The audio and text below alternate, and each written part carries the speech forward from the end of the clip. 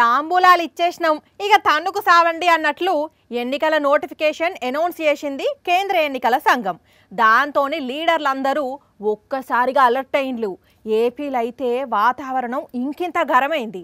మరి ఈ టైంలో ఇంద్రబాబు ఏం చేస్తున్నాడో కదా.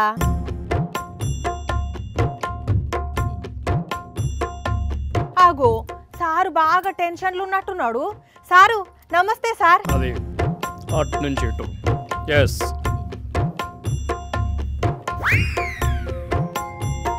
ఓ సారు ఏ లోకంలో ఉన్నావు?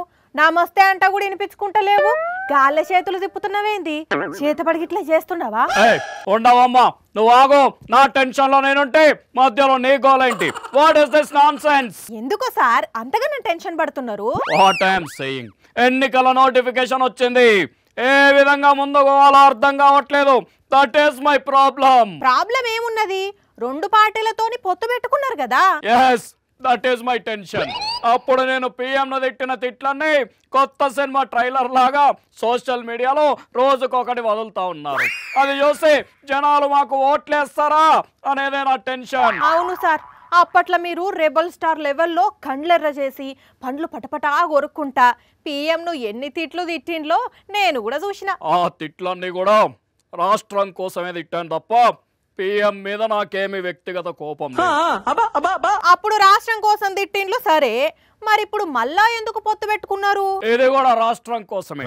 That is my commitment. ఒక్క నిమిషం. హలో చెప్పండి. ఏంటి టికెట్? మన పార్టీ నుంచి అస్సలకే కుదరదు. What I'm saying, that is not possible. ఏంటి ఎంత ఖర్చైనా పెట్టుకుంటావా? ఒక్క నిమిషం లైన్లో. ఒక్క పని చేయి, నువ్వు అర్జెంటుగా మన పార్టీ నుంచి బయటికి వెళ్ళిపోయి ఆ హీరో పార్టీలో చేరు. అక్కడికి వెళ్ళి మన పేరు చెప్పు, మనకి సపరేట్ కోటా ఉంది, ఆయన నీకు టికెట్ ఇస్తాడు. మిగతాదంతా నేను చూసుకుంటాను. ఈ స్కీమ్ ఏంది సార్? గమ్మత్తున్నది.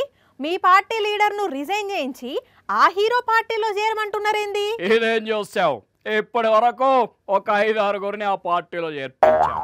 వాళ్ళందరికీ కూడా టికెట్లు ఇప్పిస్తా. అంటే ఆ పార్టీ నుంచి పోటీ చేసేది కూడా మీ వాళ్ళేనా? అంతేగా అంతేగా. అబ్బబ్బబ్బబ్బా, ఏం స్కెచ్, ఏం ప్లాను? హలో చెప్పండి. టికెట్ అస్సలు అవకాశం లేదు మన పార్టీని. ఏంటి మన పార్టీ కోసం ఇప్పటికే ఇల్లు తాకట్టు పెట్టావా? మన పార్టీ అవసరాల కోసం అప్పులు చేసావా? మళ్ళీ టికెట్ ఇస్తే ఇంకా చేస్తావా? ఒక్క నిమిషం లైన్లో ఉండు. నువ్వు ఒక పని చేయి, అర్జెంటుగా మన పార్టీ నుండి రాజీనామా చేసి మా వదిన పార్టీలోకి వెళ్ళి చేయి. అక్కడ మనకు స్పెషల్ కోటా ఉంది. నా పేరు చెప్పు, మీకు టికెట్ ఇస్తారు. మిగతాదంతా నేను చూసుకుంటాను, వెనకుండా నేను నడిపిస్తాను. సరేనా? ఓకే. వామ్మో సార్, మీరు మామూలు కాదు. పొత్తు పేరుతోని ఖతర్నాక్ ప్లాన్ వేసిండ్లు. ఆ రెండు పార్టీలకు ఇచ్చిన సీట్లల్లా నైస్ గా మీ వాళ్ళనే నిలబెడుతున్నారు. దట్ ఈస్ మై రాజకీయం, దట్ ఈస్ మై అనుభవం.